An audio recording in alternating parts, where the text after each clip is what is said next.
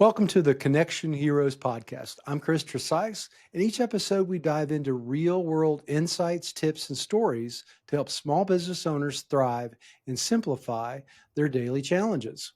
Today, we're thrilled to be talking with Tiffany Davis, the owner of Be Local in Tennessee, a new publication coming to North Knoxville residents. Today, she's briefly going to tell us about her journey when she was able to take a health crisis and turn it into an initiative of cultural building blocks for companies she interacts with. Welcome, Tiffany. Thank you, Chris. Thanks for having me. I'm excited to be here. I had a crazy health scare about 10 years ago. Um, and I came from a run, and all of a sudden, when I got home, I couldn't breathe at all.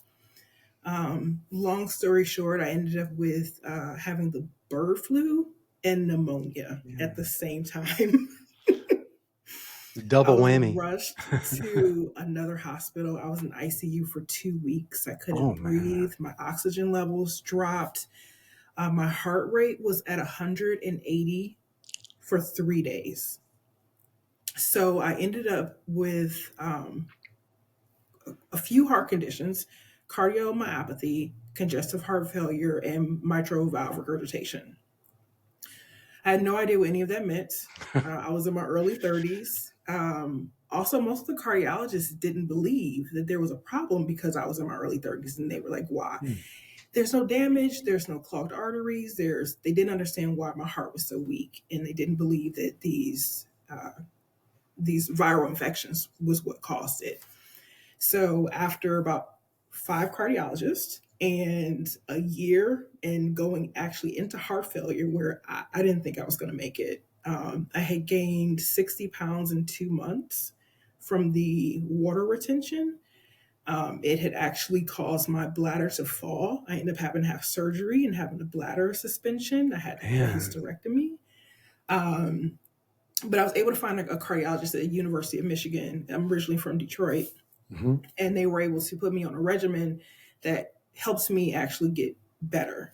I'm currently not on any heart medication right now, so thank you. Mhm. But it was definitely a struggle getting through that. My job at the time was really supportive, and even though I couldn't really walk without being out of breath, they were always there to clock me in or get paperwork, whatever they needed to do. And I also had a hard time like eating. So watermelon was one of the things that I could eat that like wasn't it didn't like cause any issues. So we ended up making watermelon Wednesday. So every Wednesday, sometimes we'd have more than one, three or four, because everyone brought in a watermelon, and we just it became more of a community, more of a culture, Yeah. where sometimes we might be bickering or someone didn't email you fast enough, but at that moment we were a family. Um, so I kind of took that, and wherever I was, started creating this culture of, it doesn't matter if, you don't necessarily like where you work or this is your stepping stone to the next position that you're trying to get. Having that engagement with your employees, especially as a leader, is extremely important to me. And that was kind of the first step in me going into doing more about culturally things. That's great. I mean, when it comes time to get leadership buy-in, um, how difficult was it to kind of get that from the places that you worked with? Surprisingly hard. You'd be surprised at how many CEOs or owners don't necessarily want to put in the funds to make their employees happy or to get them more engaged. A lot of times they'll spend a lot of money on football, baseball tickets, and then no one will show up. Yeah. So they'll say, I'm not spending money on that. And one of the ways I did start to raise money to show the employer, hey, these people actually do want to do things. We started bake sales, and everyone would just bake their own thing. They bring it in. We sell everything for $1. And then money then went to a pot that we use to have lunches, have barbecues, go Okay. bowling. So we were funding our own fun and engagement. And with that, then the employer would see, oh, you know what? They're serious. They do want to be here. They do like each other. Let me give 50% of this, and let me help out. Let me, plan this huge. We had a pajama Christmas party where, we brought in a Santa and all the kids are in their PJs, breakfast. So being able to show them that your employees actually do care about being there at work, you just also have to care as well. Yeah, I find that a lot of times we're so busy Hmm. being busy that we kind of forget about the relationships, especially at work, because each one of us has our own job to do. We kind of put our blinders on and do Hmm. that job. So, did you find it better to do kind of the trickle type of, let's try this one little thing and get some buy-in with that, and then kind of expand upon it and grow that way? Or did you just go in some of these businesses and just overhaul everything? So I'm kind of the person that goes balls in all the time. Like, Okay. um, and honestly, in the beginning of whatever I do is normally funded by myself, like out of my pocket, because I just love doing it. So, like one of the last companies I worked for, my employees were in Maryland and Virginia, and I took the entire day and drove to each one of their houses to Oh, drop off wow. Christmas gifts. Because I want them to be there and I want them to work, so I want them to feel important. Um, and even though I'm an entrepreneur now, I have Be Local of North Knoxville launching this spring. I still wanted to be able to give that cultural atmosphere to other people. So I love brainstorming with companies, with leaders to try to figure out how to engage them more. And I can't always, be in every company, but I can volunteer. So I've really dedicated a lot of my time to Contact Care of Knoxville, of Tennessee. And they're the suicide prevention hotline for anyone who ever, is in a position where, they're not in the right mindset. You can always call or text 988 at any given time of the day. I especially think it's important for teenagers who may be in school and are dealing with certain situations.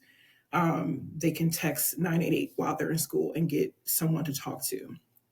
So now with them, I've been helping them as a volunteer coordinator or outreach coordinator, and being able to kind of bring the creativity and, so people say, oh, I don't want to volunteer, or, this is mundane work, but bringing that culture, bringing that fun and engagement into it so that people actually want to do it and want to be there.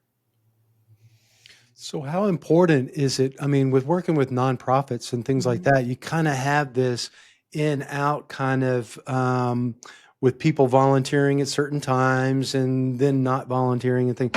How Mhm. do you structure um, kind of that fluid? Um, I think I think the way you do that is it's gonna sound great, but you interview them like they're your employee.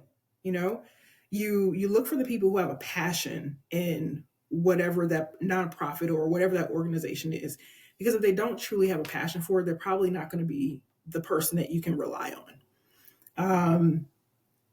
I I'll tend to go to places where I know that someone could be struggling with that.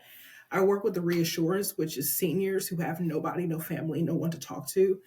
So in that case, I'm going to Empower Knox. Who they have a lot of nonprofits that work with the elderly. I go to senior centers, to talk to those individuals to see if there's someone there that might need someone to talk to regularly.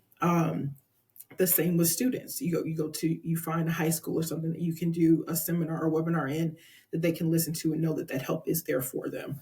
And then you make it fun. You give things away. You you show that you actually care. You show compassion. You listen. And those little bitty things that people don't do or don't recognize are the things that actually keep people around. So they're not there necessarily for the company, they're there for you. So you're selling yourself. You work for this company, you build this company, the company is yours, or whoever it is, but they're there because of you.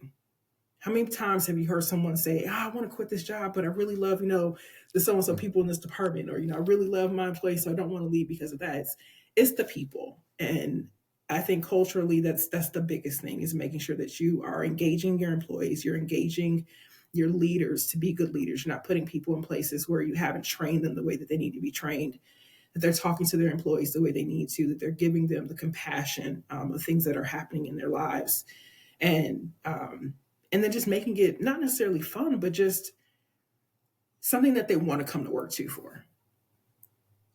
Now, how do you document, or how do you, put things into a format that is communicatable to a whole team? Do you do they listen to seminars? Do you have like documentation? Do you have paintings on the walls, things like that? Or, So it depends on who I'm working with. COVID was really difficult because everyone went remote. So it's like, how do you engage people when everyone's remote? And sometimes it takes just a little bit more effort from the leader. For instance, we would have, what do we call them? Craft and cocktails. okay.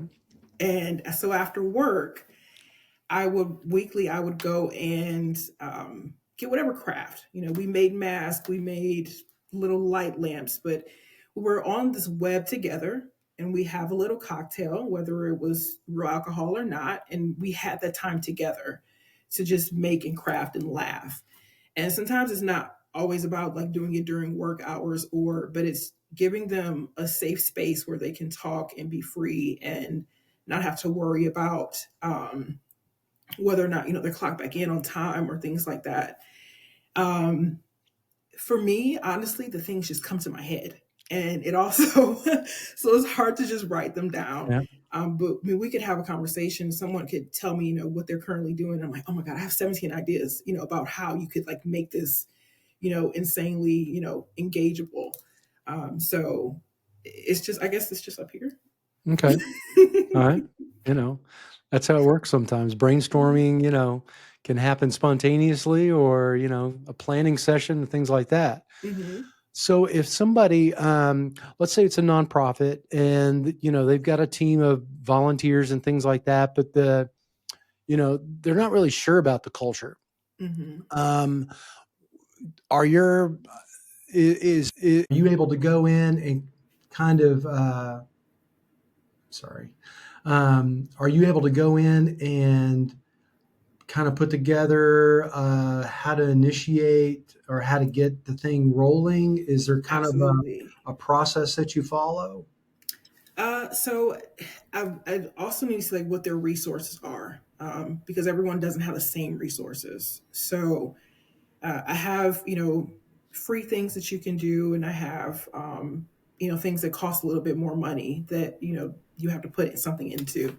But there's plenty of free things that you can do. Like I'll look at, what are you doing currently with training? And how does that work? Are you playing maybe bingo or Jeopardy, or how are you having them retain information? Because that part right there can be part of the cultural engagement. It doesn't necessarily have to be this bowling night. Um, but as far as like what I would do to come in is just talk. Like, let's talk. Let's get to know, what are you currently doing right now? Maybe nothing. And what would you like to do? What has prevented you from doing those things? That's what I really want to know, is why haven't you done it? And that honestly answers the question normally of, what either needs to be done, or, maybe they did something and it didn't work, and they didn't have the right people. And that's also about it too. Like, if you're not hiring the right people, then your culture is always going to be off. You can't fix that. So if somebody wants to reach out to you, what's the best way for them to get a hold of you? You can call me, you can text me. My phone number is 734-363-9233. You can also email me if you like, and it's Tiffany.Davis at N as in Nancy, the number two, CO.com. Okay.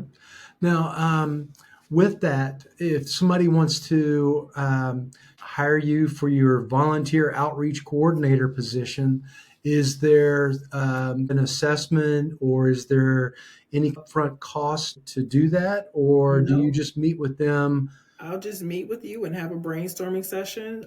It is completely free to you if you want to just talk out some details of how you can engage your employees a little bit better. If you're having current problems in departments, or maybe bickering between certain departments, or unsure how to manage the managers that you have, I'd love to talk to anybody about that.